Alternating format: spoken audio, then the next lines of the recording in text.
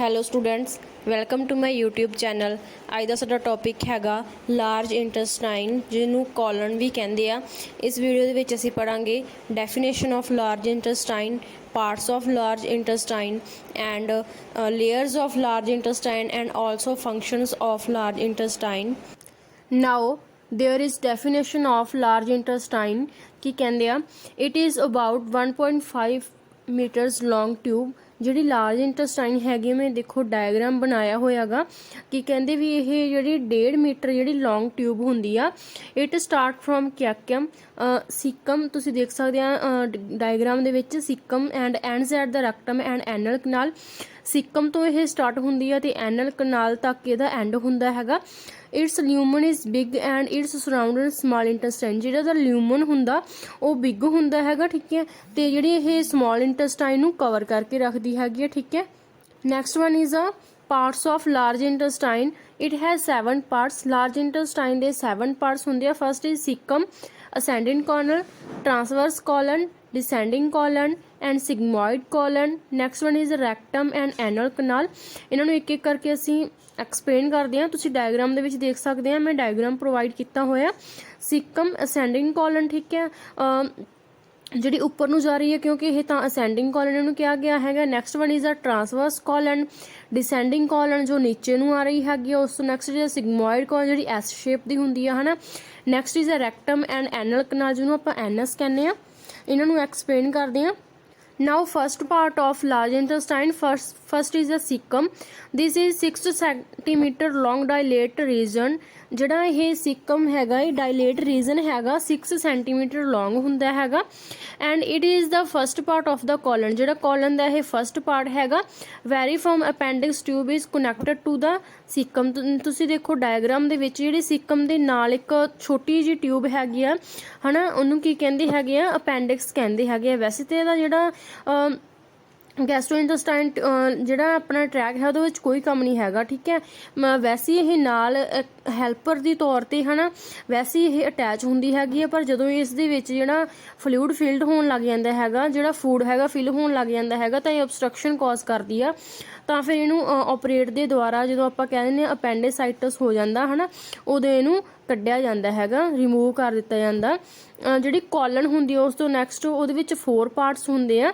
Ascending colon ਕਹਿੰਦੇ, ascending colon passes upward from the cecum and is 10 to 20 centimeter long। ਜਿਹੜੀ ascending colon ਹੁੰਦੀ ਆ 10 to 20 centimeter ਇਹ ਲੌਂਗ ਹੁੰਦੀ ਹੈਗੀ ਆ। ਅਪਵਰਡ ਹੁੰਦੀ ਹੈ ਸਿਕਮ ਤੋਂ, ਠੀਕ ਹੈ।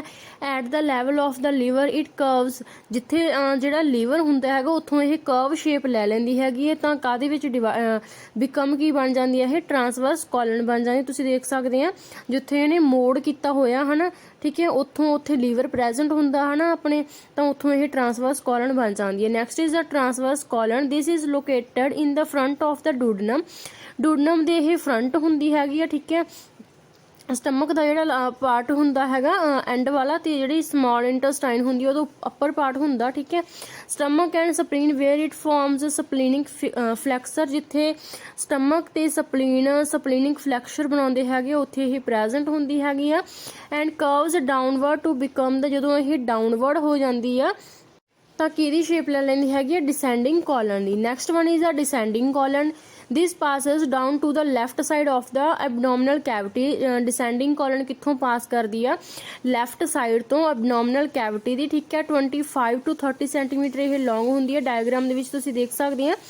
At the level of the iliac crest it is known as sigmoid colon. ਉਸ ਤੋਂ ਬਾਅਦ ਜਿਹੜਾ ਈਲੀਅਕ ਕ੍ਰੈਸਟ ਦੇ ਉੱਪਰ ਜਦੋਂ ਇਹ ਆ ਜਾਂਦੀ ਆ, ਹਨਾ, ਤਾਂ ਉੱਥੋਂ ਇਹ ਸਿਗਮੋਇਡ ਕੋਲਨ ਦੀ ਸ਼ੇਪ ਲੈ ਲੈਂਦੀ ਹੈਗੀ। ਸਿਗਮੋਇਡ ਕੋਲਨ ਜਿਹੜੀ ਐਸ ਸ਼ੇਪ ਦੀ ਹੁੰਦੀ ਆ।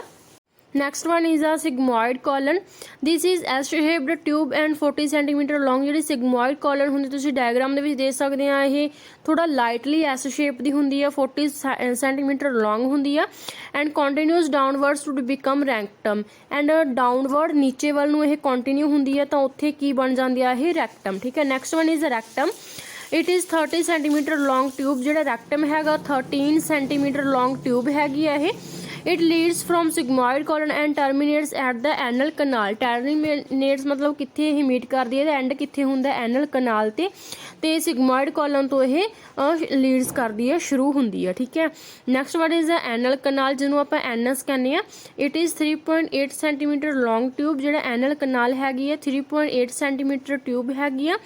It helps in excretion of the waste material. ਇਹ ਹੈਲਪ ਕਰਦੀ ਜਿਹੜਾ ਵੇਸਟ ਮਟੀਰੀਅਲ ਹੁੰਦਾ ਉਹਨੂੰ ਐਕਸਕ੍ਰੀਟ ਆਊਟ ਕਰਨ ਦੇ ਵਿੱਚ। ਠੀਕ ਹੈ, ਉਸ ਤੋਂ ਨੈਕਸਟ ਹੈਗਾ sphincters. Anal controlled by two sphincters ਹੁੰਦੇ ਹੈਗੇ ਆ। First is the internal sphincter and second is the external spincher.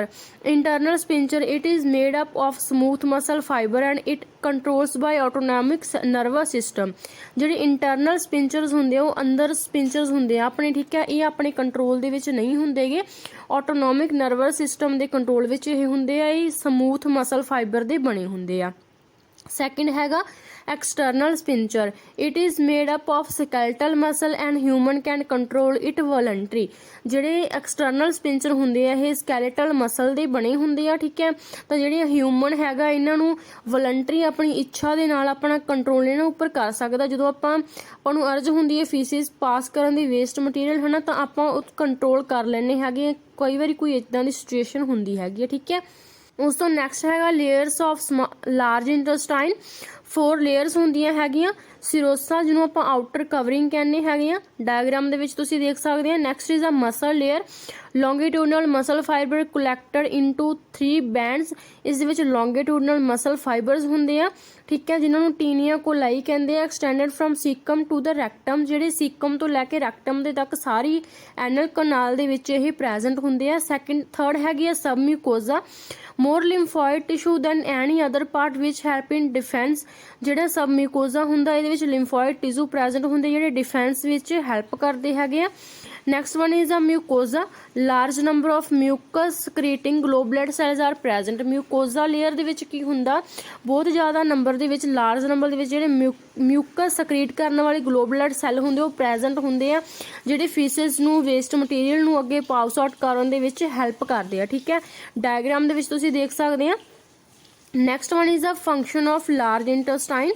First function ਕੀ ਹੈਗਾ, absorption of water, mineral, salt, vitamin and some drugs contained until semi-solid consistency of feces is achieved.